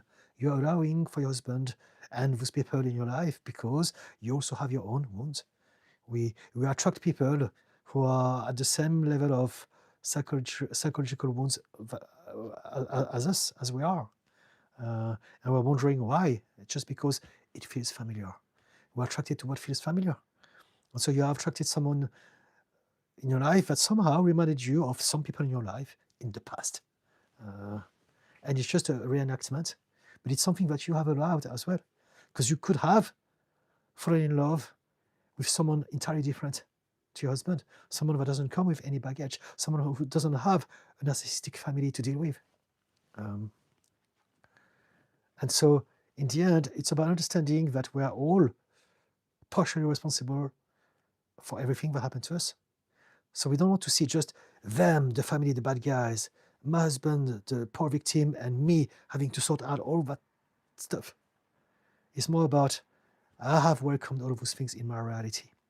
What can I do about it to change it? So maybe you want to address the way you are with your husband. That's one of the things. And also you want to reassess your relationship. So I don't know, maybe you're happy, maybe you're not, I don't know.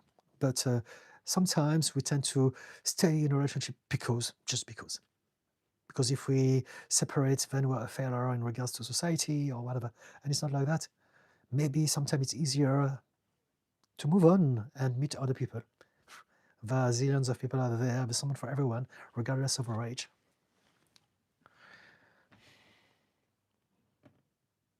If I had a husband that came with a sort of family and my husband didn't stand for me against the family, I wouldn't want this anymore. In the past, I would have. I would have accepted anyone who would love me just a little bit. But now I've learned to remind myself that I deserve better, and I have better. Both me and my husband, we have a past, and anyone toxic from the past, F off. We don't care about them. We really don't. If they're good to us, yes, welcome, we love you. If not, yeah, whatever, bye-bye. Because we know that we are more important to each other.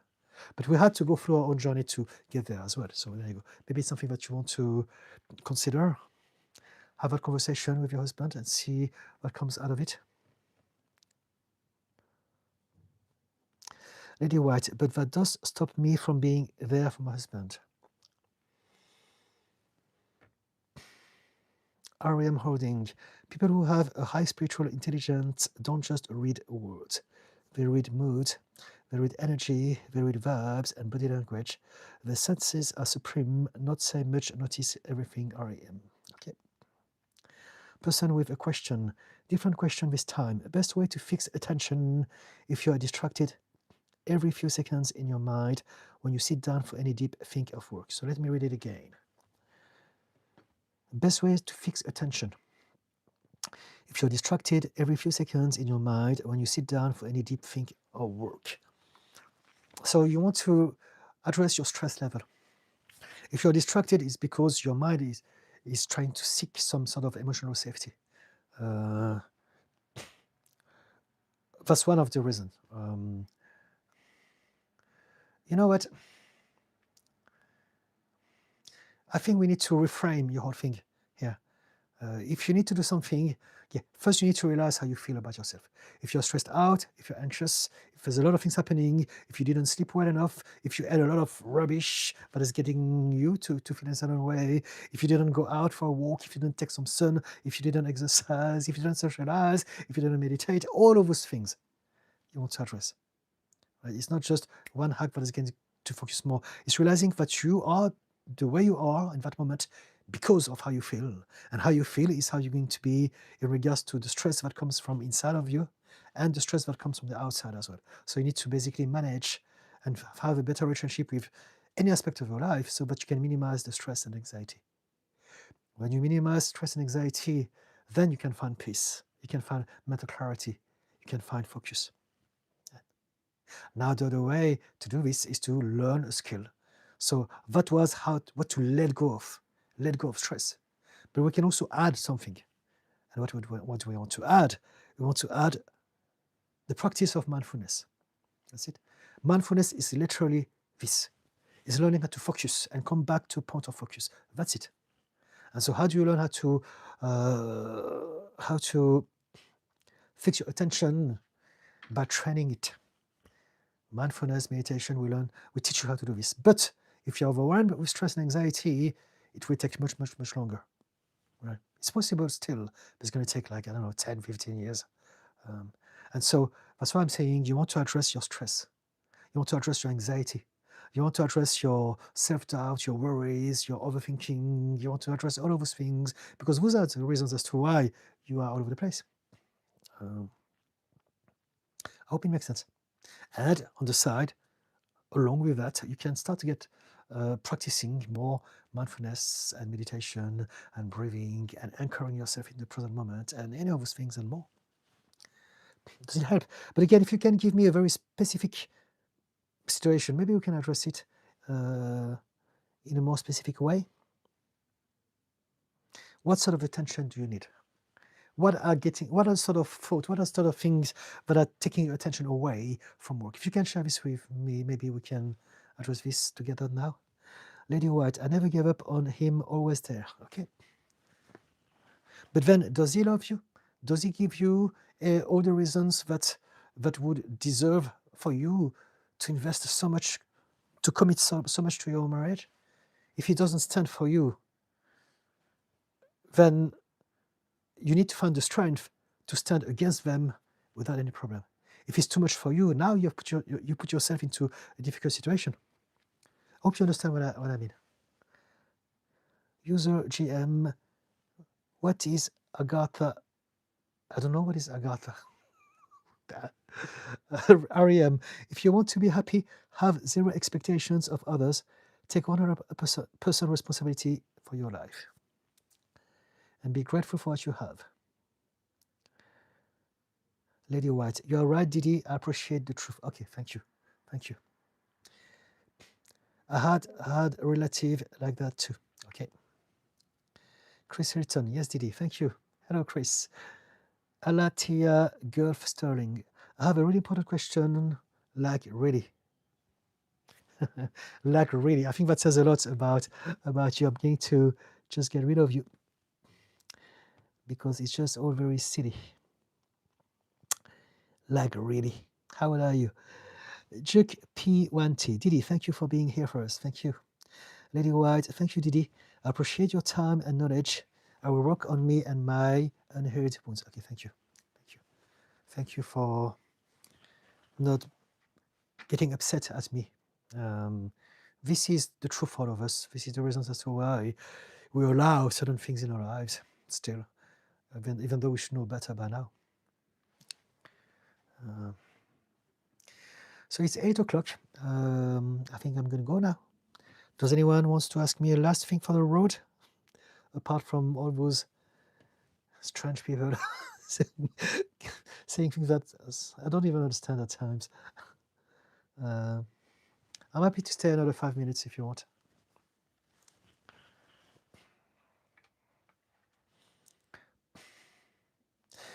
Whatever situations that we are in regards to families and extended families, we want to realize that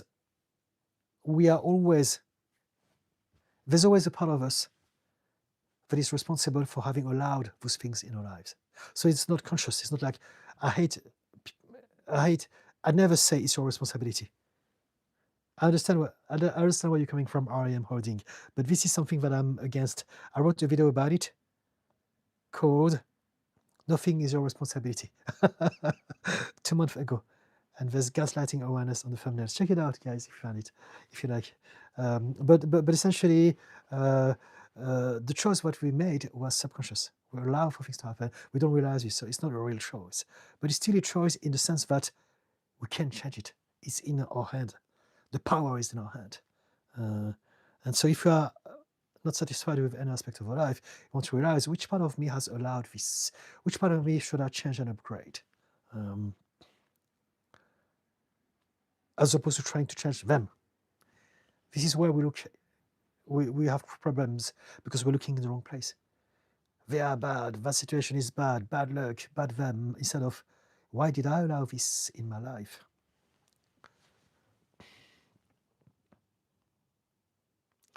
Person with a question, thank you, that is so helpful. Didn't realize it was stress, but it does resonate. Thank you so much for today. Okay, thank you. Yes, stress is basically the one thing that makes everything worse for all of us. And so if you have any conditions at all, it's even worse. So this is why our nervous system reacts to stress intense as soon as there's some stress involved. And so the more stress we have, the more anxiety we have, the less access we have to rational intelligence, peace, calm, homeostasis. And so that's why stress is so important. I think, I don't know, I can't remember the number, but like 75% of the reasons as to why people go and see their GP is stress related, or something like that. And so, yeah. And here, I'm not talking just about, it's not only about the physical health, mental, emotional, any aspect of our life are going to be worsened by stress because we're in a state of danger. And so all rational goes out of the window. When we're in a survival mode, it's about reacting quick. What is safe? What is unsafe? What is good? What is bad? Who's my friend? Who's my foe?